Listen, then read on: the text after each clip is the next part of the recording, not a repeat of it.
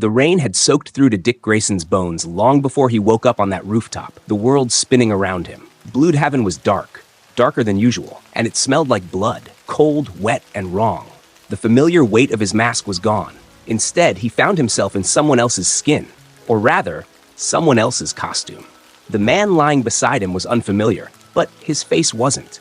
It was the reporter, the one who had cornered him during the fundraiser. His eyes were open, but lifeless. The blood pooling beneath him told a grim tale. Dick's heart sank when he saw it. The heart was gone, ripped out. The signature of Bloodhaven's latest terror, Heartless. Forcing himself to rise, Dick's hand brushed against the cold steel of Heartless's gun. He felt the weight of the weapon. It felt wrong in his hands too, but the silence of the rooftop was deafening. He didn't have time to think before the floodlights burst on, slicing through the darkness. Boots pounded against the wet concrete as voices shouted commands. Heartless, on your knees! Dick's instincts kicked in as he ran, but when he tried to jump, his body betrayed him. Panic gripped his chest, tight and suffocating. His legs wouldn't move. He couldn't escape. Then came the searing pain. A bullet tore through his shoulder. He collapsed, the world spinning further out of control as the weight of bodies crashed down on him. Cuffs snapped shut around his wrists. The mask was torn off, and someone shouted over the chaos. Heartless is Dick Grayson. And that was it. Bloodhaven had made up its mind. They had their killer. The press would have a field day. Dick barely registered the hospital room or the gunshot wound burning through his side. All he could hear were the distant echoes of the media. Voices, questions, demands. The world was spiraling around him. Too loud, too fast. He was foggy from the drugs, but the words still sliced through the haze. The headlines practically wrote themselves. Dick Grayson, murderer. The hero turned villain. Heartless was now the face of Bloodhaven's nightmare, and it wore his face. In the days that followed, the media descended like vultures. Bloodhaven's commissioner, Maggie Sawyer, faced the storm. She tried to hold the line, to keep the rumors at bay, but the questions wouldn't stop.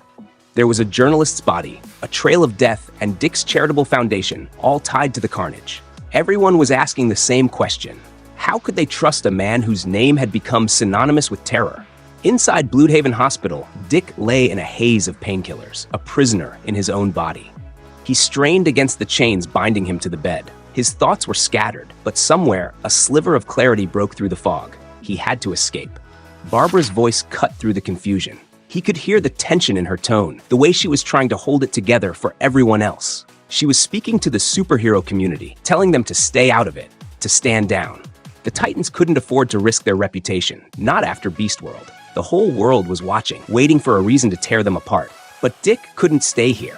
He had to get out. When Barbara turned and saw him standing there, her breath caught in her throat. Haley, his loyal dog, wagged her tail beside him as if nothing had changed. But Barbara saw it. The blood, the bandages, the weight of everything Dick had endured. Your face, she whispered, before pulling him into a hug. I'm so sorry. Dick winced. We've done worse to people we only suspected of being murderers.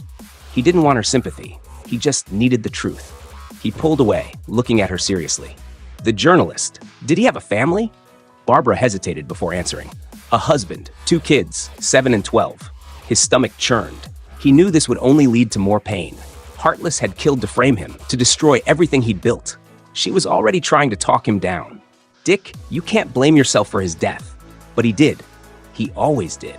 Barbara helped him, tending to the wound on his shoulder, but they both knew the truth wasn't that simple.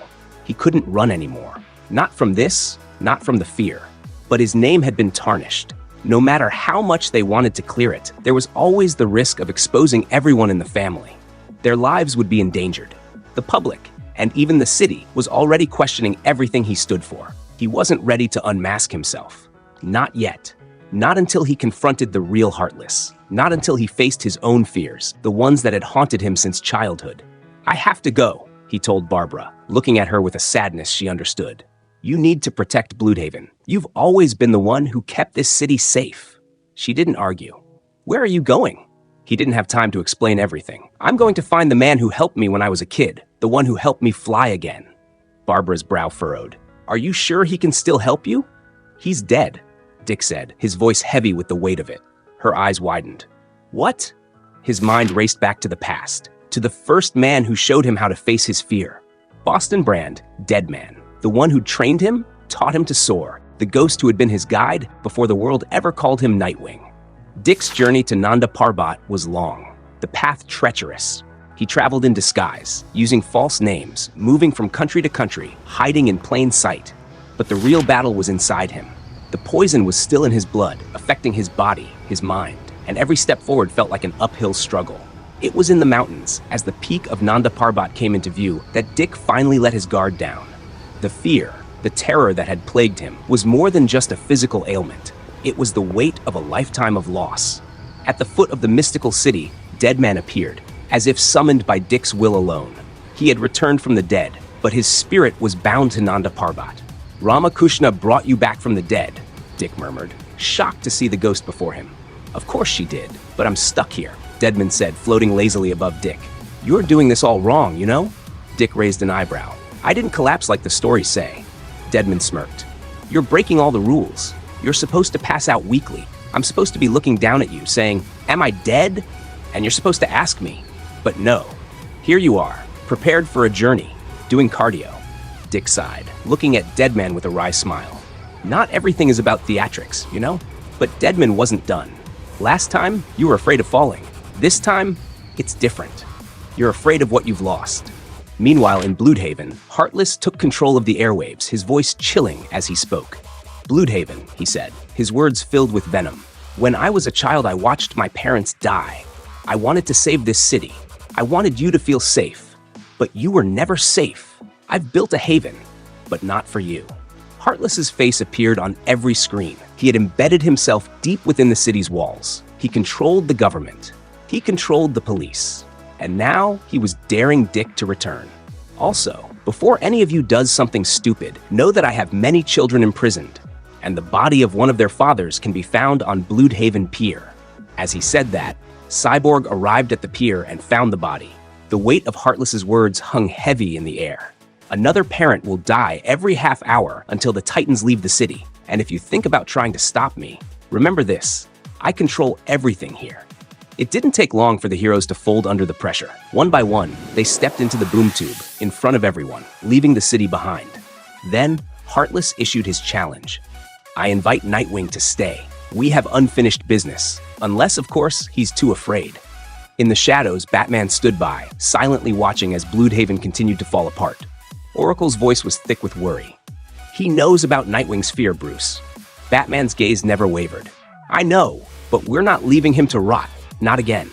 And in the darkened streets of Bloodhaven, Batman stepped into Nightwing's boots, filling the role his prodigal son once held.